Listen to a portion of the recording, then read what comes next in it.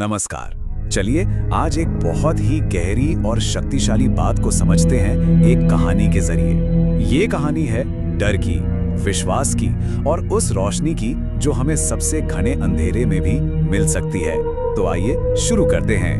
ख्वां मैं मौत के साए की वादी से गुजरूं, मैं किसी बुराई से ना डरूंगा क्योंकि तू मेरे साथ है।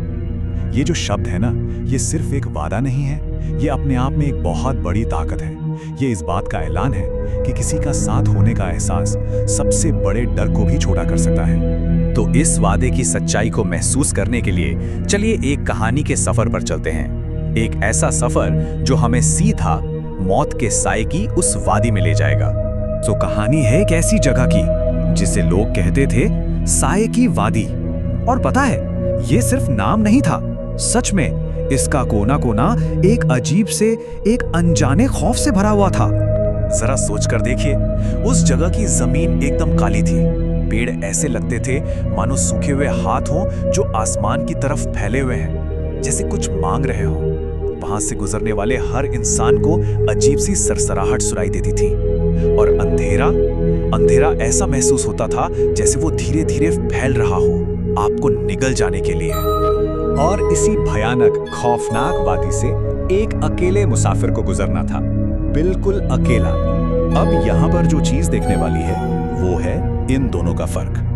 देखिए, एक तरफ वो मुसाफिर था जिसके पास न तो कोई तलवार थी, न ही कोई ढाल, मतलब कोई तैयारी नहीं। और दूसरी तरफ थी वो वादी जहां अंधेरा गहराता जा रहा था और साए कानों में फुसफुसाने लगे थे। और जानते हैं वो साए क्या फुसफुसा रहे थे? वो कह रहे थे, तुम अकेले हो, तुम यहाँ से कभी वापस नहीं जा पाओगे। ये सिर्फ आवाजें नहीं थी, ये उस डर का सीधा हमला था जो अकेलेपन में सबसे ज्यादा ताकतवर होता है। लेकिन कहानी यहाँ खत्म नहीं होती।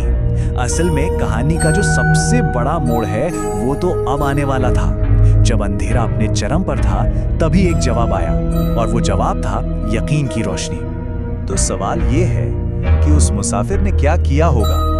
क्या वो डर गया? क्या वो पीछे हट गया? नहीं, उसने कुछ ऐसा किया जिसकी उम्मीद उन सायों को तो बिल्कुल भी नहीं थी।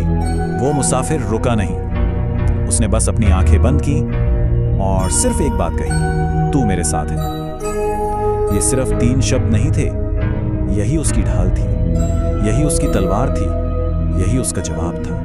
और फिर देखिए क्या हुआ। इन शब्दों का असर देखिए। अचानक उस मुसाफिर के चारों ओर एक हल्की सी रोशनी फैलने लगी। और कमाल की बात यह थी कि ये रोशनी किसी मशाल या दिए से नहीं आ रही थी, ये तो उसके अंदर के यकीन से पैदा हो रही थी। और वो काले साए, वो जैसे ही इस रोशनी के पास आए, धुआं बनकर उड़ गए। तो चलिए अब समझते हैं कि इस पूरी कहानी से हम क्या सीख सकते हैं। ये हमें बताती है कि अंधेरे में रोशनी का असली मतलब क्या होता है। तो आखिर ये रोशनी आई कहां से थी? ये आई थी यकीन से, मतलब एक ऐसा अंदरूनी विश्वास जो किसी बाहरी चीज पर निर्भर नहीं करता। और सच कहूं तो यही इस पूरी कहानी का निचोड़ है। और ये बात समझना बहुत बहुत जरूरी है कि वादी नहीं बदली, वो उतनी ही अंधेरी और डरावनी थी। डर भी शायद कहीं ना कहीं मौजूद था, लेकिन एक चीज थी जो बदल गई थी, और वो था मुसाफिर का अकेलापन। अब वो अकेला नहीं था। और बस इसी एक एहसास के साथ वो मुसाफिर मुस्कुराता हुआ उस अंधेरी वादी से गुजर गया। उसकी जीत किसी हथियार से नहीं हुई, बल्कि साथ होने के यकीन से हुई। तो आखिर में ये सवाल बचता है कि हमारे अंदर की रोशनी बाहर के अंधेरे को कैसे मिटाती है? क्या अंधेरा सच में खत्म हो जाता है, या बस उसे देखने का हमारा नजरिया बदल जाता है? इस बारे में सोचिएगा जरूर।